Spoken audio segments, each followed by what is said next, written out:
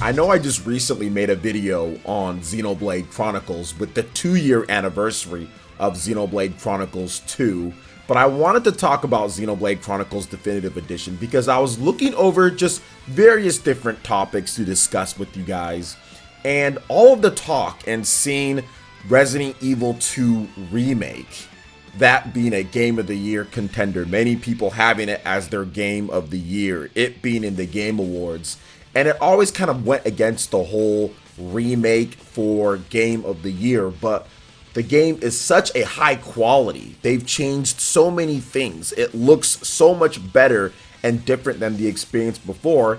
It almost feels like a new game to a lot of people. So therefore, it's right in there. Now next year, we've got Xenoblade Chronicles Definitive Edition coming out. So I want to make sure that everyone keeps the same energy. Because if you look at Xenoblade Chronicles, the original on the Wii, that game obviously held back by the Wii when it comes to its graphics. Very difficult to produce that style of huge action RPG with as much landmass as that game has. Considering how it looks, it was pretty impressive. And that's what's pretty much echoed by everybody who reviewed the game, everybody who played it, looking at the limitations. Now we have the Nintendo Switch, a system that is far more powerful and can do open world games much better at a better rate than the Wii ever could. We've only gotten a small glimpse at Xenoblade Chronicles Definitive Edition, but from what I've seen, which is a game that's not even finished yet, this is going to be a massive improvement over the original game. And it's going to be something that's going to be up there with the best reviewed games of the year. Now, of course, you've got huge brand new games coming out next year with stuff like Cyberpunk 2077. You also have The Last of Us Part 2. There's going to be tons of big games. But I think that if you go back and look at how good Xenoblade Chronicles, the original, was rated, I'm checking it out here. It was a late Wii game only because Nintendo of America waited so long to get the localization, which they waited 1 year after it was localized and released in Europe to release it with a GameStop physical exclusive here in the West or United States. But at the same time, look at this score. 92 on Metacritic. 92. 9.2 user score, although user scores aren't really something that you can depend upon. But at that time, before review bombing was a thing, look at how many people absolutely loved this game.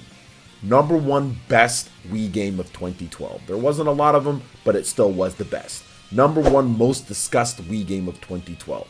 Number one most shared Wii game of 2012. And I would guess that these numbers would actually be high if it was 2010 or 2011 with other games, because Xenoblade was such a special experience. Metacritic must play. But it's not just the score. If you go in and read what these people had to say about the game, you go in and you kind of really get into depth why Xenoblade Chronicles is really loved. It really is looking like it could be a game that completely blows past this 92 and is right up there with Game of the Year. You also have to look at a game like Final Fantasy VII Remake, which I've talked about these two games going head to head when it comes to which will be the best remake. Now obviously, Final Fantasy VII Remake, that game is a little bit different when it comes to how they are repurposing the original content. You're not getting all of the story, it's getting broken up, but there will be enough to kind of fill out some of the backstories in the game and get you a decent RPG experience from what the developers have said.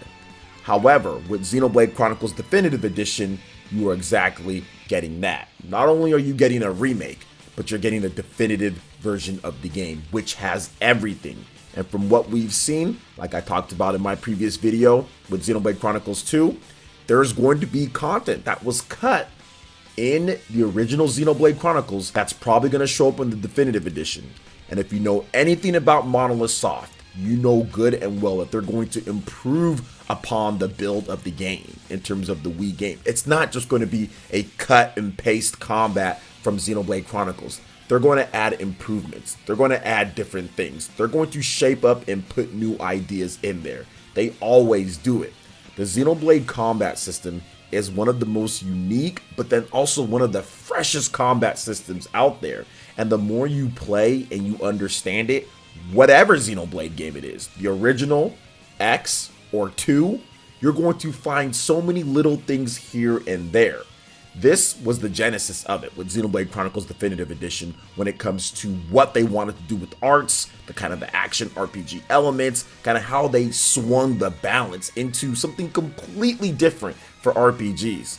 But I think with the Definitive Edition, they're really going to nail that original combat system, and this could be the best Xenoblade game when it comes to combat, story, and everything, hands down, because many fans still look back at Xenoblade Chronicles, the original on the Wii, as the best one. We basically have 4 different Xenoblade Chronicles games. With the original, you have X, you have 2, and you have Torna the Golden Country, which is an expansion, but pretty much its own standalone game as well that you can play by itself. And if you look at all of them, to me, the most refined combat is Xenoblade Chronicles 2 Torna the Golden Country. They still have the same system from Xenoblade Chronicles 2, removed all the core crystal stuff, and actually made the system streamlined in order to do blade combos, still with all of the topple and the launch and the smash, break, topple, launch, smash. The original Xenoblade Chronicles just had break and topple. I'm wondering if they're going to add in launch and smash and kind of tinker with things in order to make it more advanced with the combat than Torna the Golden Country was. Because that's essentially what it is. Xenoblade 2 kind of went crazy with it. Torna scaled it back, but still added everything that you would like with the elements from different blades and everything. Now, we have elements in Xenoblade Chronicles Definitive Edition, but it's going to be interesting to see how all of that plays out and what Monolith Soft decides to do.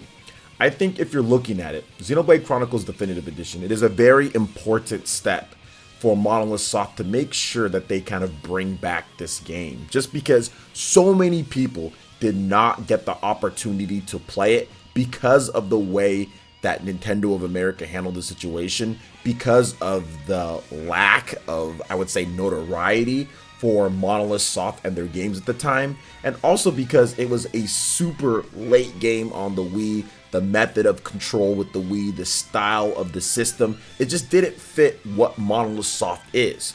But if you look at the Nintendo Switch, this is the most Monolith Soft style system that they've ever worked with, because you have a portable device to where you can play a massive RPG anywhere that you want. So many people that I know played Xenoblade Chronicles 2 in portable mode because there was just so much content. It was much more comfortable to just lie down and play, or play on the couch, or whatever the case is, when you can get that extra time in.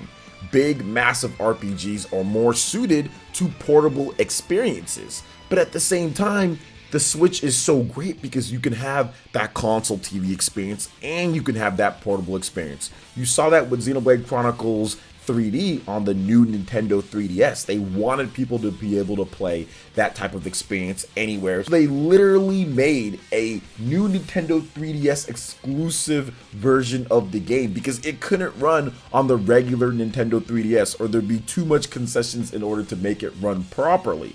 That is amazing that Nintendo would go that far to give people more Xenoblade, to release it in a certain way to where more people can play the game. And now they're releasing it again with it. So you know that it's a priority for them, getting this game, how good it is, in the hands of many gamers out there. So I love what they're doing with Xenoblade Chronicles. I like the fact that they're releasing the game in new forms in order for people to play, but this will be the best version of the game, and this could easily be the best game of 2020 in my opinion, considering how good the original game is, considering how they're going to work on a system that's obviously far better for them and what they can do, And if you talk about content-wise, Xenoblade Chronicles is an RPG with more content than so many other RPGs out there, but you can still play it through. I mean, it is a long RPG that has a lot going for it. So it's going to be interesting just to see how many hours people put into this one trying to 100% it or get all of the stuff in the game. It is going to be awesome. So I'm looking forward to playing Xenoblade Chronicles Definitive Edition, talking about the game, going more in depth, and hopefully Monolith Soft fills us in with more new details on the game sometime soon, hopefully early 2020 on this one. But what do you guys think about Xenoblade Chronicles Definitive Edition? Let me know your thoughts in the comment section below. Alright guys, that wraps it up for this video here. Go ahead and check out the links in the description below. We got Facebook and Twitter. Go ahead and give us a like and a follow on our social media. Hit that like button if you did like this video. Let me know you guys want more content like this going forward in the future. And subscribe to PlayerEssence for this RPG, Japanese, and Nintendo gaming news. Thank you so much for watching. I will catch you guys for the next one. Peace.